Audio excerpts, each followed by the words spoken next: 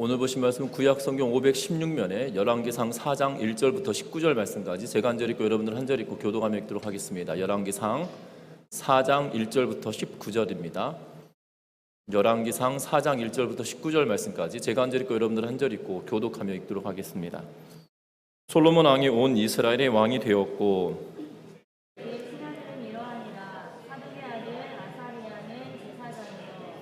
시사의 아들 엘리호렙과 아히야는 서기관이요 아힐룻의 아들 여호사밧은 사관이요 여호야다의 아들 드나야는 군사령관이요 사독과 아비아달은 제사장이요 나단의 아들 아사리야는 지방관장의 두령이요 나단의 아들 사붓은 제사장이니 왕의 벗이요 아히사는 국민의 대신이요 압다의 아들 아도니람은 노동 강독관이더라.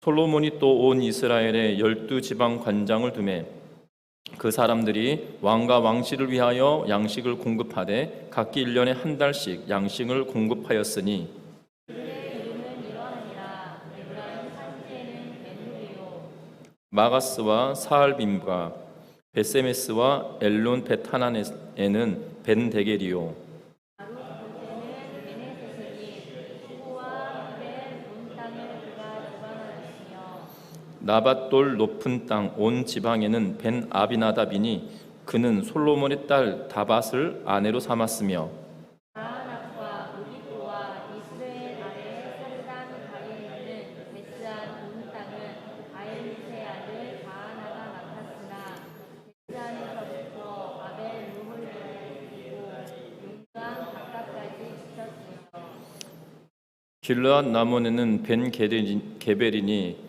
그는 길르앗에 있는 므낫세의 아들 야일의 모든 마을을 주관하였고 또 바산 아르곱 땅에 성벽과 놋빗장 있는 60개의 큰 성읍을 주관하였으며 마하나임에는 이프의 아들 아히라답이고 납달리에는 아히마하스니 그는 솔로몬의 딸 바스맛을 아내로 삼았으며 아셀과 아로시는 후신의 아들 바하나요 이사갈에는 바루아의 아들 여호사밧이요 베냐민에는 엘라의 아들 시므이요 같이 읽습니다. 아무리 사람의 왕 시혼과 바사낭 옥의 나라 길르앗 땅에는 우리의 아들 게벨이니 그 땅에서는 그 한 사람만 지방 관장이 되었더라. 아멘. 우리 서로 인사 나누고 말씀 나누겠습니다. 사랑하고 축복합니다. 제가 초등학교를 다닐 때, 제가 초등학교 다닐 때만 하더라도 초등학교가 아니고 국민학교였거든요. 그리고 국민학교 다니다가 어느 때 보니까 국민학교가 초등학교로 바뀌었다고 그래가지고 어린 마음에 중고등학교 시절인 것 같아요. 어린 마음에 이제 내가 다녔던 학교가 없어졌나 보다 라고 했더니 이름이 국민학교에서 초등학교로 바뀌었더라고요. 초등학교 다닐 때 초등학교 4학년, 5학년쯤 되어지면 사회 시간에 정부 각처에 대해서 배우게 됩니다. 그때 왜 그렇게 열심히 외우라고 했는지 모르겠습니다.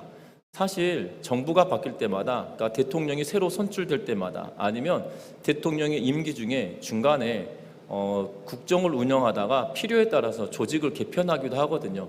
그런데도 불구하고 그렇게 열심히 외우게 했는지 지금도 기억합니다. 초등학교 5학년 때 5공화국 시절인데요. 2원, 16부, 그 다음에 4처, 13청, 3외원이었던 걸로 기억이 되거든요. 그러니까는 두 개의 이 경제기획원, 그다음에 통일원인가 뭔가 있었던 걸로 기억이 되고요. 초등학교 5학년 때 외웠던 게 아직까지 기억나는 거 보면 얼마나 선생님이 이렇게 외우게 했는지 모릅니다. 그때만 하더라도 외무부, 내무부, 재무부 이러면서 문교부 이랬던 기억이 나거든요. 여러분들 그렇게 열심히 막 외우게 했던 기억이 나는데 그러면서 꼭 시험을 쳤습니다.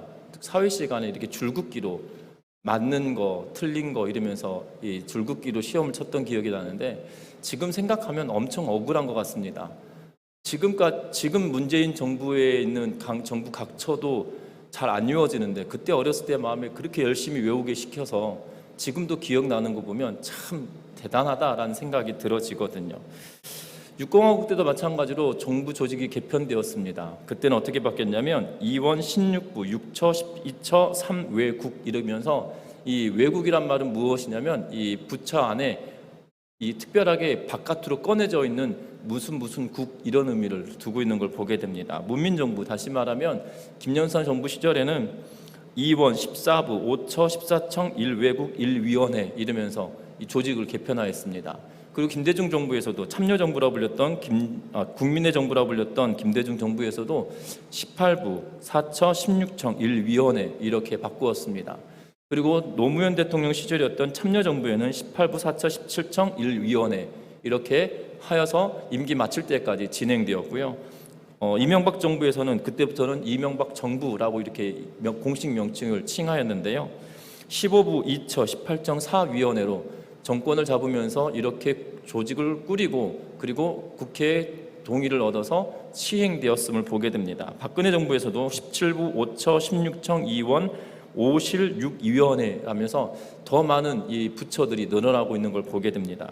문재인 정부에서는 초기에 18부, 5처, 17정, 2원, 1실, 6위원회 52개 부처를 두고 있는 것을 보게 되고요. 그러다가 코로나 상황이 지나면서 조직 개편을 합니다. 그래서 18부, 4처, 18청, 7위원회, 2원, 4실, 1처로 하여서 54개의 부처를 만들고 있는 걸 보게 됩니다.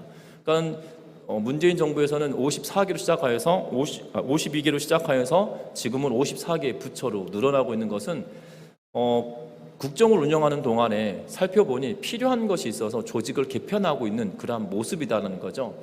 그렇게 이 정부 조직도 굉장히 유연하게 이 조직이 개편되어져 가는 것을 보게 됩니다.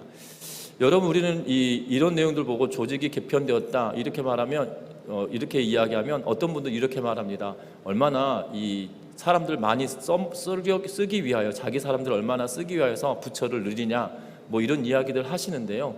여러분들 잘 생각해 보시면 세계적인 기업이라고 하는 곳들도 시대적인 상황과 그리고 기업 생태계에 맞춰서 조직을 굉장히 유연성 있게 바꾸고 있는 것을 보게 되거든요. 그런데 국가가 제일 늦는다라면 이 세계적인 흐름뿐만 아니라 시대가 움직여가는데 발맞추지 못한다라면 나라는 도태되기 쉽다는 것입니다. 그래서 이 조직이 바뀌는 것에 대해서 불평불만할 것이 아니라 어떻게 바뀌어서 어떻게 잘 운영되어지고 그리고 시대에 맞춰서 어떻게 변화를 이루고 있는지 거기에도 관심을 맞추면 더 낫겠다는 생각이 들어집니다. 지금 정부 조직에 대해서 이야기하고 싶은 것이 아니고요. 오늘 성경 말씀에 보면 솔로몬이 왕위로 등극하고 난 이후에 솔로몬이 정부 조직을, 다시 말하면 그가 통치하고 있는 나라를 다스리기 위하여 중앙 관료와 지방 관료를 나누고 있는 것을 보게 됩니다. 그리고 중앙 관료뿐만 아니라 지방을 12개의 도로 나누어서 관리하고 또한 지방 감독관들을 두고 있는 것을 보게 되는데요.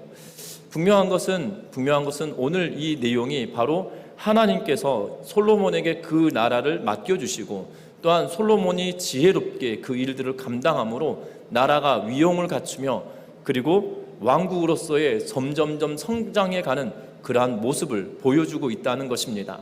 분명한 것은 하나님께서 그에게 지혜를 주심으로 재판을 할 때도 유능하고 현명하게 하였을 뿐만 아니라 이제는 나라를 운영하는 일에 있어서까지도 하나님께서 주신 지혜로 위용을 갖추며 하나둘씩 만들어가고 있는 솔로몬의 모습을 보게 된다는 겁니다.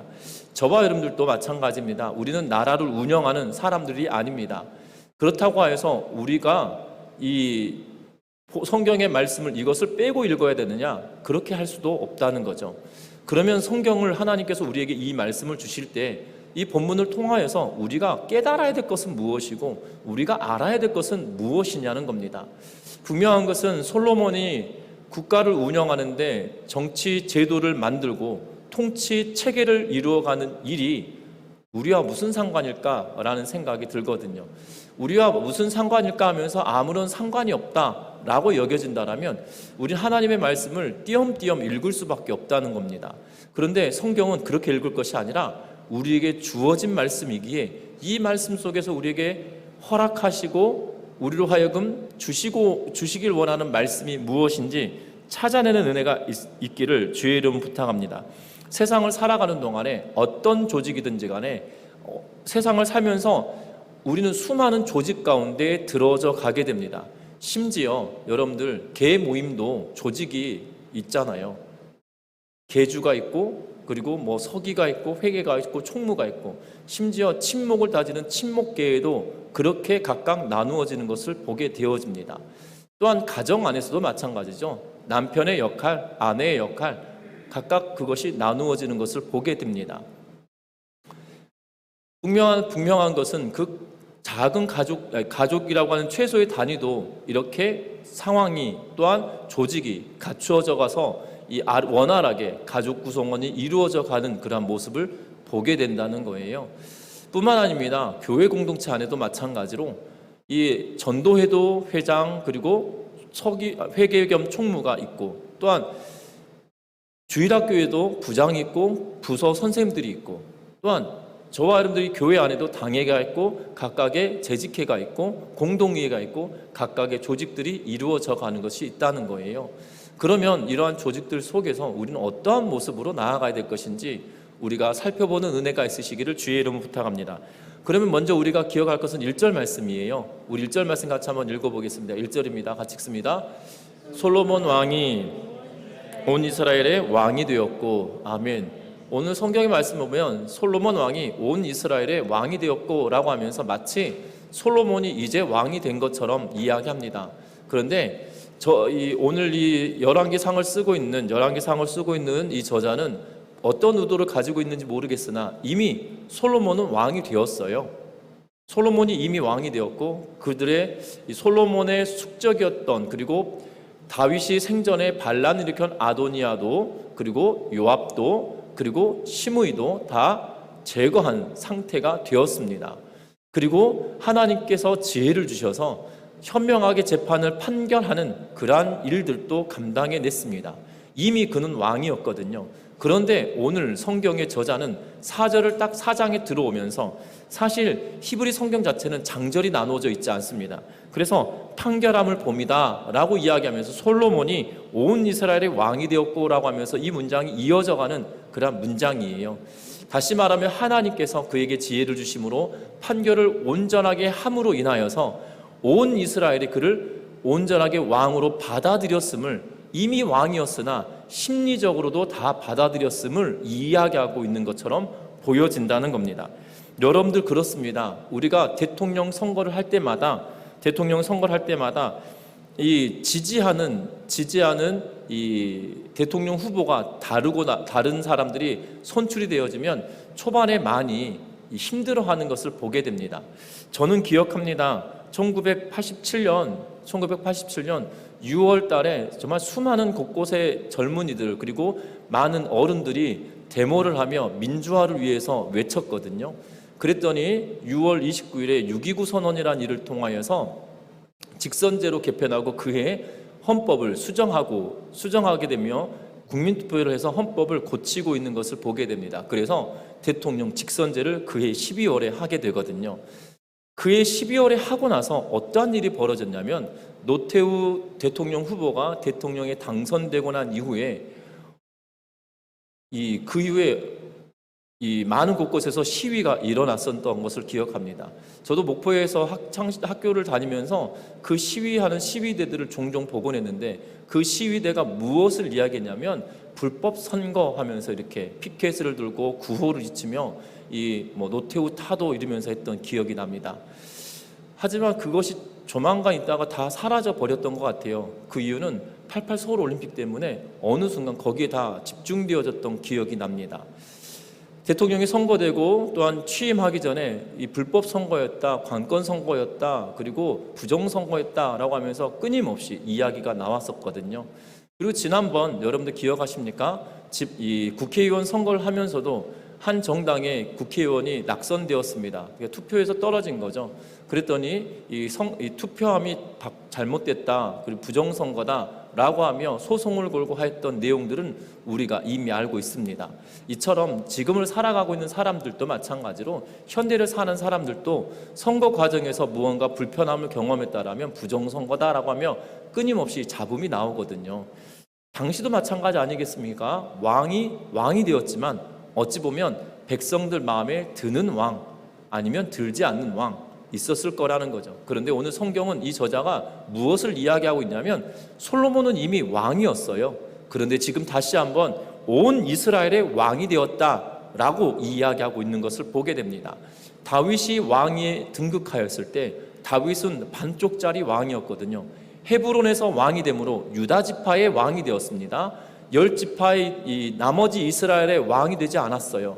나머지 이스라엘은 사울 왕의 후손이었던 이스보셋의 아들에 의하여서 통치되어지고, 그리고 그 나라가 여전히 이어지다가 통합된 상황이었단 말입니다.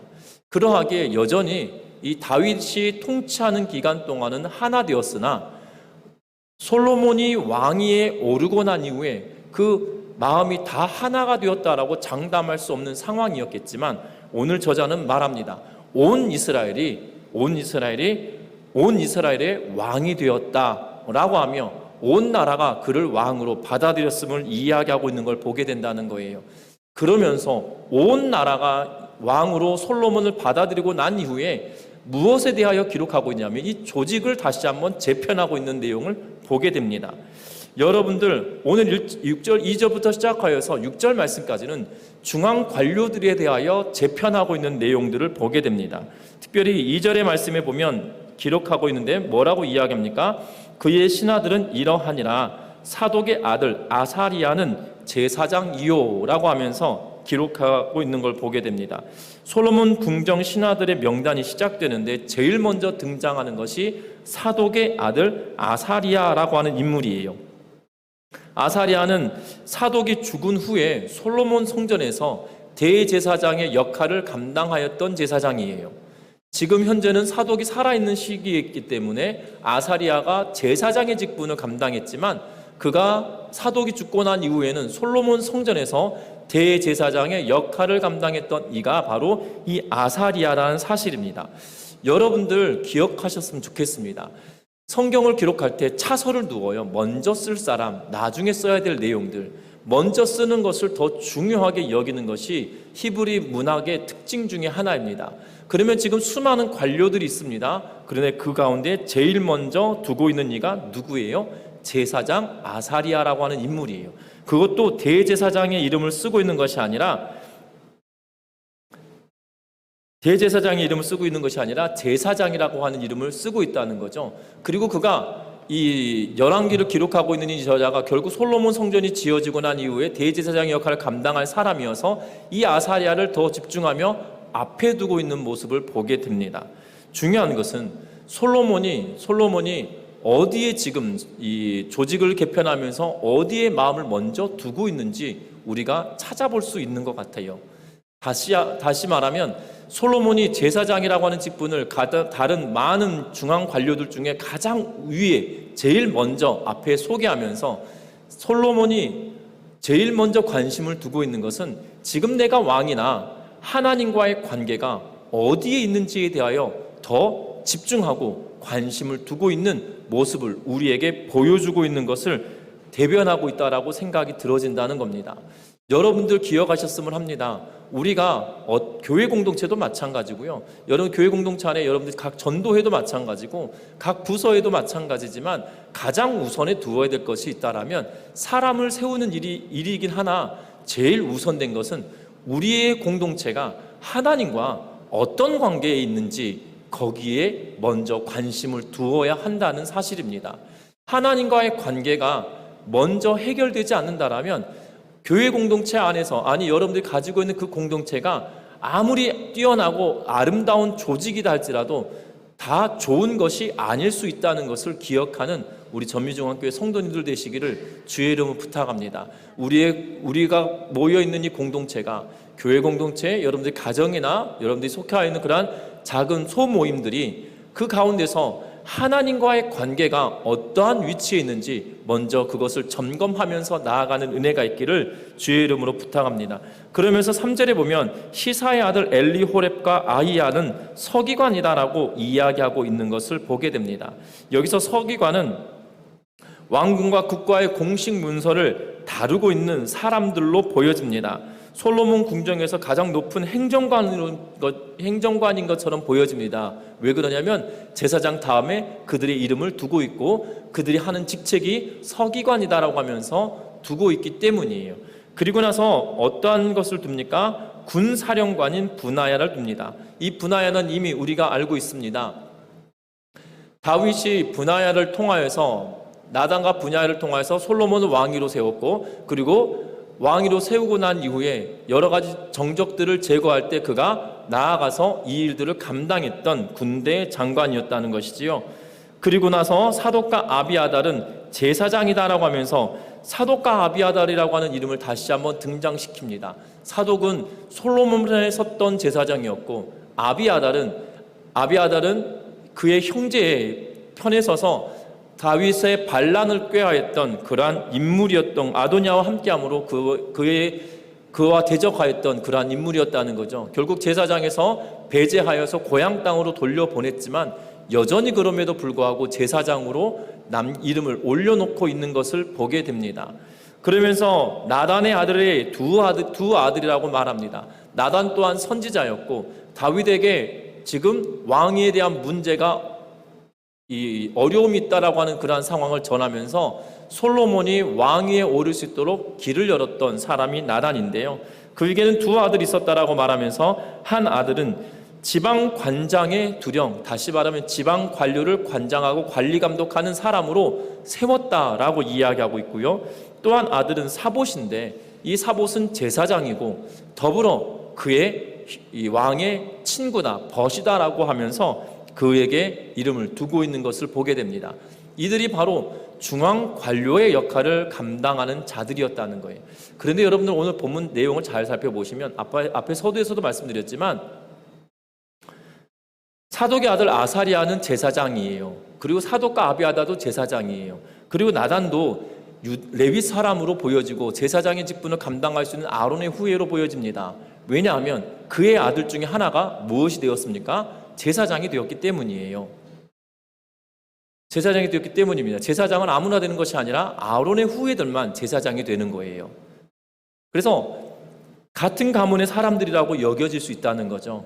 그런데 중요한 것은 이 조직들 가운데 하나님과의 관계를 우선으로 두어서 서기관이건 사관이건 그리고 군사령관이건 그리고 제사장이든지 간에 중요한 것은 하나님과의 관계에 앞서고 난 이후에 그들을 다 배치해 놓고 있다라는 사실입니다. 여러분들 기억할 것은 여러분들 주변에 조직을 꾀할 때 정말 하나님과의 관계가 올바른 자들이 여러분들 주변에 더욱더 넘쳐나시기를 주의 이름 부탁드립니다. 솔로몬은 정권을 잡고 그 조직을 개편하면서 지금 제사장 계열에, 다시 말하면 레위 사람 중에 아론의 후예들이 그 주변에 포진하고 있는 것을 보게 되어져요. 하나님과의 관계를 우선으로 하는 이들을 그들에게 두며, 여러분들 본문을 보면 그냥 이름만 두었을 것인데도 불구하고 직분과 책임들을 두고 또한 그들의 부모가 어떠한 사람이었는지들을 기록해 놓고 있는 것을 보게 된다는 거예요. 저와 여러분들 기억할 것은 저와 여러분들 삶 속에 작은 조직이건 큰 조직이든지 간에 내 주변의 인물들 가운데 정말 하나님을 사랑하는 사람, 말로 사랑하는 것이 아니고요, 산 가운데서 하나님을 사랑하는 모습이 드러나고 나타나는 이들이 여러분들 주변에 포진되어질 수 있기를 주의 이름으로 부탁드리고, 여러분들이 그러한 이들을 벗삼아갈 수 있는 은혜가 있으시기를 주의 이름 부탁합니다. 솔로몬은 나단의 아들 사붓을 제사장으로 여겼고 또한 왕의 벗이었다라고 이야기하고 있거든요. 저와 여러분들 삶 가운데도 그러한 은혜가 있으시기를 주의 이름으로 부탁드립니다. 뿐만 아닙니다. 중앙제도를 정비하고 나서 솔로몬은 온 이스라엘에 12지방 장관을 두었다라고 7절 말씀에 기록해 놓고 있는 것을 보게 되어집니다. 여러분들 이 지방 장관을 두는데요, 12지방을 나누고 그리고 관장을 두었습니다. 그들의 할 일을 우리 7절 말씀 다시 한번 같이 읽어보는데요, 7절 말씀입니다. 같이 읽습니다. 솔로몬이 또 온 이스라엘에 12지방 관장을 두매 그 사람들이 왕과 왕실을 위하여 양식을 공급하되 각기 1년에 한 달씩 양식을 공급하였으니. 아멘. 왕과 왕실을 위하여서 양식을 공급하는데 1년에 한 달씩 맡아서 공급할 수 있도록 12지방을 나누고 그 길 관장하는 이 지방 관장들을 두었다라고 말합니다. 어떻게 보면 이스라엘은 12지파로 형성되어져 있는 나라입니다. 그런데 이 12지파로 형성되어져 있는 나라를 그대로 이어서 지파를 가지고 관장하는 것이 아니라 행정구역을 나누고 있는 것을 보게 되어져요. 그래서 8절 이후부터 보면 그들이 땅을 나누는데 분배되었던 땅을 중심으로 한 것이 아니라 행정구역으로 나누어서 이 일들을 감당해 가는 것을 보게 됩니다. 여러분들이 그런데 오늘 본문을 읽어가시면서 관심 두셔야 될 것이 무엇이냐면 8절에 보면 벤훌이라고 맨 마지막에 이야기하고 있어요. 그리고 10절에 보면 벤헤셋이다라고 이야기합니다. 그리고 11절에는 벤아비나답이다라고 이야기하고 있어요. 그리고 13절에 보면 벤게벨이다라는 이름을 두고 있고요. 여러분들 지금 제가 읽어드렸던 이름들의 공통점이 뭡니까? 앞에 벤이라고 하는 단어가 붙어 있어요. 이 벤이라고 하는 단어가 무슨 의미냐면 아들이라는 의미예요. 그래서 8절에 나타나는 벤훌은 훌의 아들이다라는 의미예요. 그러니까 벤훌이 이름이 아니라 훌의 아들이라는 의미입니다. 그리고 벤데겔은 데겔의 아들이다라는 의미예요. 그러니까 그 사람의 이름이 정확하게 무엇인지 모르나 벤데겔이라고 해서 데겔의 아들이라는 사람을 말하고 있는 것을 보게 됩니다. 그게 이름으로 불렸는지 모르겠으나 데겔의 아들이라는 의미로 계속 사용되어져 있고요. 그리고 마찬가지로 벤게벨이라고 하는 사람도 마찬가지로 동일하게 게벨의 아들이라고 읽혀지는 그러한 인물입니다. 어찌되었든 이 19절 말씀까지 통해서 보면 앞에 벤이라고 붙어 있는 것은 다 누구누구의 아들, 벤 아비나답은 아비나답의 아들이다라는 뜻이에요. 여러분들, 그런데 이 지방 12 두령들의 특징이 있습니다. 특징이 있는데 그 특징들이 무엇이냐면 예루살렘으로부터 먼 거리, 원거리에 있는 이들은 솔로몬의 가장 측근이에요. 심지어 그의 사위들을 원거리에 두고 있는 것을 보게 됩니다. 특별히 11절 말씀에 보니까 솔로몬의 딸 다밧을 아내로 삼은 이가 벤 아비나답인데요. 그는 나밧돌 높은 땅에 두고 있는 것을 보게 됩니다. 이 나밧돌이라는 의미는 높은 땅이라는 의미를 두고 있거든요. 그러니까 뒤에 똑같은 말을 반복하고 있는데 나밧이라고 하는 땅에, 그러니까 척박한 땅이라는 의미인지는 모르겠으나 지금 여기 정확한 지명이 어디다라고 이렇게 밝혀지는 학자들은 없더라고요. 그래서 중요한 것은 그 땅이 척박한 땅인지 모르게 높은 곳에 있는 고산지대를 의미하고 있는 것 같아요. 그런데 그곳에 누구를 두냐면 그의 사위를 두고 있는 것을 보게 됩니다. 뿐만 아닙니다. 15절 말씀에 보면 납달리에는 아히마아스니 그는 솔로몬의 딸 바스맛을 아내로 삼았다라고 하면서 바스맛을 아내로 삼았던 이 아히마아스는 이 솔로몬의 사위는 또한 납달리 지파가 관리하고 있던 지역으로 그를 보내고 있는 것을 보게 됩니다. 납달리 지파는 단 지파 다음으로 북쪽에 위치한 그러한 지역이에요. 그러니까 단 지파가 북쪽으로 이동하면서 라이스라고 하는 지역을 단이라 이름을 붙이고 단 지파가 그곳에 터를 잡게 되는데요. 그래서 단에서부터 부엘세바까지 그러면 백두에서 할라까지 이런 의미거든요. 그러니까 북쪽에 단이라고 하는 지역을 두고 있는데 그 단이라고 하는 지역보다 이 단이라는 지역의 바로 밑에 있는 지역이 바로 납달리가 다스리고 있었던, 납달리 지파가 통치하고 있었던, 다스리고 있었던 그러한 지역인데 그곳에 관리하도록 원거리 척박한 곳은 그들의 솔로몬이 가장 가까운 사람, 인정하고 또한 그를 아끼는 사람을 보내고 있는 것을 보게 됩니다. 뿐만 아닙니다. 그들 가운데 누구를 또 두고 있냐면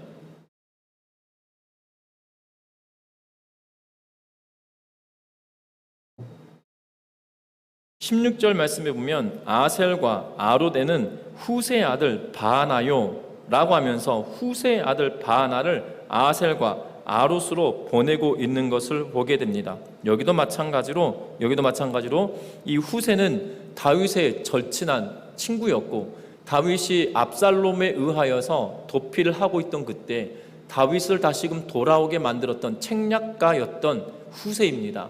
그의 아들도 또한 이 솔로몬과 함께 이 나라를 다스리게 되어지는 역할을 하는데 이 후세의 아들도 마찬가지로 그가 신임하였던 인물로 보여집니다. 그가 보내어지는 곳은 아셀과 아웃롯에 있는 곳으로 보내고 있는 것을 보게 되는데 그것 또한 앞에서도 말씀드렸던 것처럼 원거리 또는 척박한 곳이었다라는 사실이에요. 여러분들, 우리는 조직을 개편하고 할 때 보면 우리는 이 계속적으로 여야 간에 시끄럽고 사람들 가운데 이렇게 시끄러워지는 것은 이 대통령이 당선되고 나면 가장 가까운 그에게, 쉽게 말하면 이 과거의 일로 표현하면 이 개국 공신이라고 불려지는 사람들에게 좋은 자리를 주고 이러한 문제 때문에 어려움을 겪는 일들이 종종 발생하거든요. 우리들도 마찬가지입니다. 우리가 가까운 사람들을 좋은 위치에 주는 것이 아니고요, 내가 신뢰하고 신임하는 자일수록 원거리에 두면서 멀리 있는 이들의 소식을 듣고 어려운 이들을 도울 수 있는 그러한 조직들로 만들어져야 되는데 그렇지 않을 때가 더 많다라는 거죠. 여러분들 기억하셨으면 합니다. 우리 가정 안에도, 또한 형제들 가운데서도, 여러분들 작은 공동체 안에서도 마찬가지예요. 저와 여러분들이 가장 신임한 의가 있다면 가장 어려운 곳에 가서 일할 수 있는 은혜가 있으시기를 주의 이름으로 부탁드립니다. 여러분들 정말 하나님을 사랑하는 자라면 더욱더 힘든 자리에서 봉사할 수 있는 은혜가 있기를 주의 이름으로 부탁드려요. 왜냐하면 하나님을, 지금 여기서 보면 솔로몬이 그가 아끼는 인물들, 또한 이 아끼는 인물이라고 해서 무조건 보낸 것이 아니라 서로 간에 관계와 신뢰감이 있는 이들을 보내고 있다는 거예요. 아무나 보내고 있지 않아요. 사위들을 보내고요, 그리고 후세의 아들을 보내고 있어요. 여러분들 기억할 것은 이러한 일로 말미암아 굳은 일처럼 보여지는 그 자리에, 정말 제일 힘든 자리에 가장 귀한 사람을 보냄으로 말미암아 모든 일에게 공평하게 느끼게 하고 있는 것을 보게 된다는 겁니다. 성경은 우리들에게 솔로몬이 이렇게 일들을 감당함으로 우리들에게도 똑같은 교훈을 준다는 거예요. 내가 개국 공신이기에, 내가 이 공을 많이 세웠기 때문에 좋은 위치에 있어야 된다, 이것이 아니고요, 내가 하나님을 사랑한다라면 이 공동체 안에 내가 가장 굳은 일을 내가 감당해야겠구나 라고 생각하며 나아가는 은혜가 있으시기를 주의 이름으로 부탁합니다. 제가 과거에 사역했던 교회 가운데 정말 열심히 있는 권사님이 계셨거든요. 뭐 이름을 밝힐 수는 없지만 그 권사님이 정말 열심히 있으세요. 그런데 다른 권사님들이 참 싫어하셨어요. 그 이유가 뭐냐면 굳은 일은 안 하려고 하세요. 그러니까 얼굴 비치고 이름 드러내는 자리는 열심히 쫓아다니고 열심히 하는데 굳은 자리는 전혀 가시려고 하지 않다 보니 사람들이 다 알아요. 희한합니다. 그분하고 같이 일을 해보지도 않았음에도 불구하고 알아요. 저 사람은 얼굴만 내밀어, 이러면서 평가를 하시더라고요. 그게 참 안타까웠습니다. 그런데 그 권사님이 정말 그러냐? 사실 그렇지만은 않거든요. 열심을 내고 또한 하나님을 향한 특심이 있으세요. 그런데 보여지는 것이 그러하기 때문에 평가받아지는 자리에 있다는 거죠. 여러분들 열심을 내고 특심을 내지만 평가하는 것은 사람들의 몫인 것 같아요. 분명한 것은 저와 여러분들이 열심을 내고 특심을 낸다 할지라도 굳은 자리에까지도 손을 뻗치고 마음을 둠으로 말미암아 정말 하나님께서 인정하시고 기뻐하시는 믿음의 백성들 되시기를 주의 이름 부탁드리고, 여러분들이 속해 있는 공동체가 더욱더 아름답고 든든하게 세워져가는 은혜가 있기를 주의 이름으로 축원합니다. 솔로몬은 그들의 가장 가까운 이들을 가장 힘든 지역으로 보내지 않았더라면이 아니라 그렇게 보내지 않았으면 많은 어려움이 있었을 수도 있을 겁니다. 그럼에도 불구하고 이 나라가 더욱더 든든하게 세워져가는 시작점이 바로 여기서부터 시작되었다는 것이에요. 하나님과의 관계의 문제가 해결되고, 그리고 가장 어렵고 힘든 자리에 가장 가까운 이들을 보냄으로 말미암아 나라를 더욱더 굳건하게 만드는 초석이 되었다는 것을 기억하면서 저와 여러분들도 하나님과의 관계가 깊은 자들이 여러분들 주변에 있기를 소망하고, 또한 여러분들을 하나님을 사랑하는 자들, 하나님과 관계가 원만한 자들을 가장 힘들고 어려운 자리에 갈 수 있는 은혜가 있으시기를 주의 이름 부탁드립니다. 말씀을 맺으려고 합니다. 중요한 것은 어떠한 조직을 잘 꾸렸다 할지라도 그 조직이 하나님의 은혜가 있지 않는다라면 아무것도 아니라는 사실입니다. 아무리 뛰어난 조직을 꾸렸고 또한 실행할 능력을 가지고 있고 또한 실행할 수 있는 재력을 가지고 있다 할지라도, 그런데 하나님의 은혜가 그 가운데 있지 않으면 아무것도 아니라는 사실입니다. 하나님의 백성의 신실함이 바로 뒷받침되어져야 되고, 하나님과의 관계 속에서 그 신실함을 이루며 또한 거룩함을 유지하며 살아가는 이들이 그 중심에 있을 때 더욱더 든든하게 되어진다는 걸 기억하면서 저와 여러분들이 그러한 이들이 되어질 수 있기를 주의 이름으로 부탁드립니다. 기도하겠습니다.